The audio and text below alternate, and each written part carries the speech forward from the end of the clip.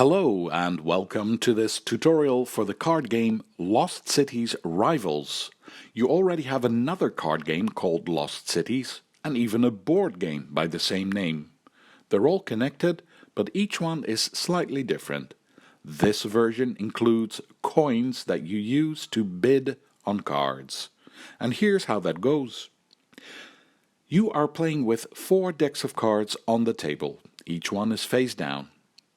As soon as one deck is gone, you use the next one. As soon as you flip over the very last card from the last deck, the game is immediately over.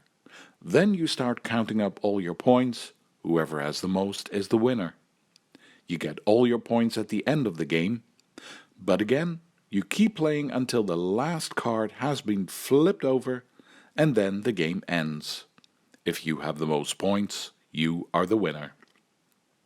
Let me start by explaining what you get points for, so that you know what you're doing it all for. During the game, you'll be making these columns of cards in your own player area. You have one column for each color. When the game is over, you score points for each column.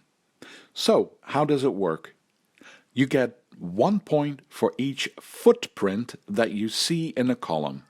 For example, this is one of my columns. Here are the footprints. If it shows 2 footprints, that counts as 2 points. That's already your score. Count up all the footprints. But there's more. If you have any cards at the top of the column that show a handshake, that means you can multiply your score. If you have one card with a handshake, you can count your score times 2. If you have 2 cards with a handshake, you can count your score times 3, and so on.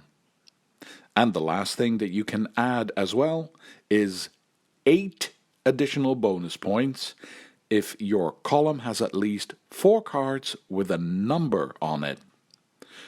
So, points for footprints, you can multiply those if you have 1 or more cards with a handshake on it, plus 8 bonus points if you have at least 4 cards with a number on it.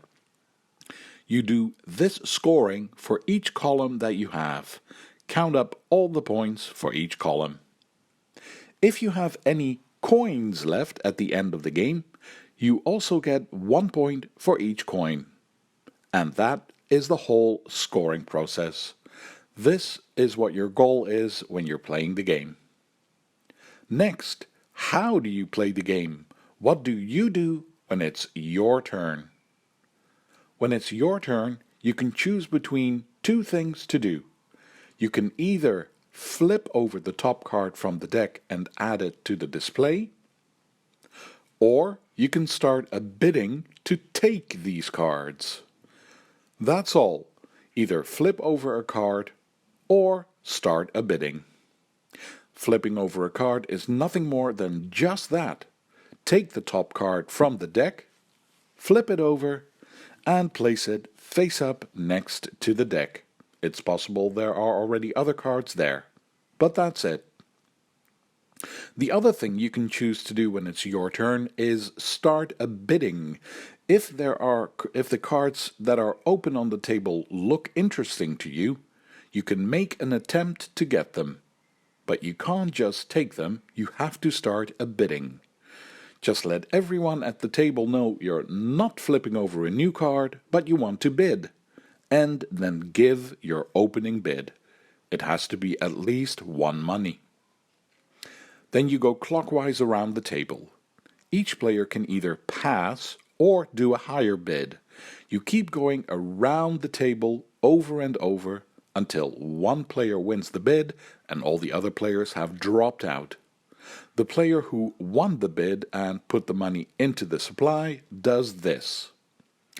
The first thing you can do after winning a bid is optionally choose 1 card to remove from the game.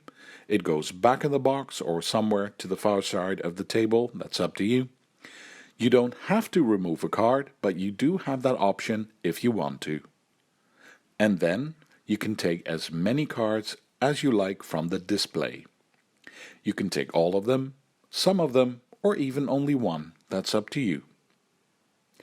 But every card that you take has to be placed onto the columns in your own player area immediately. You can't keep any cards in your hand to use later, you must play them now. So if you can't play a card, you can't take it. It stays open in the display. When you're done taking and placing all the cards that you wanted, you end your turn by flipping over one card from the deck, and the first player card goes to the player to your left. This card always goes to whoever is left of the player who won the bidding.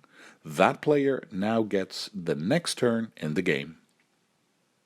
But that's it. This is how you play the game. That's what you do when it's your turn. Either flip over a card or start a bidding. 2 more things and then we're already done. How do you place the cards in your column? Can you just put them wherever you want? No, that would be too easy. The first thing you already know, and that's that the cards have to be separated by color. You can't mix them up. Another rule is that any cards with a handshake on them have to be at the top, so basically under all the other cards. If you want any cards with handshakes in your column, then you have to start with those. Once you've started placing cards with a number on it, you can no longer add a handshake to your column. And the last rule is that the numbers have to go from low to high. So you can't place a card with the number 7 in your column, and then later a card with the number 5. It has to be either another card with a 7, that is allowed, you can use the same number twice, or it has to be a higher number. It doesn't have to be exactly the next number, you can skip over numbers as long as it's a higher number.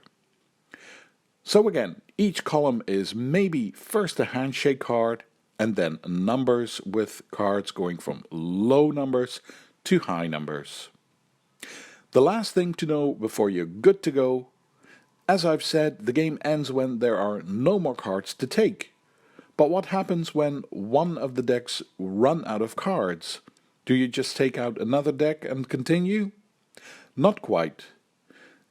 As soon as you've flipped over the last card of a deck, you have to take all the coins that were put into the supply and divide them between the players.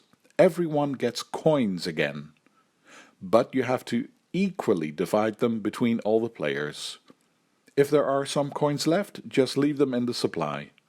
So, before taking out the new deck, deal out the coins from the middle of the table. We're done. This is how you play Lost Cities Rivals. I hope you feel like you understand it well enough to give it a first try and that you'll have fun with it. Thank you for watching. Feel free to leave a comment and see you for the next one.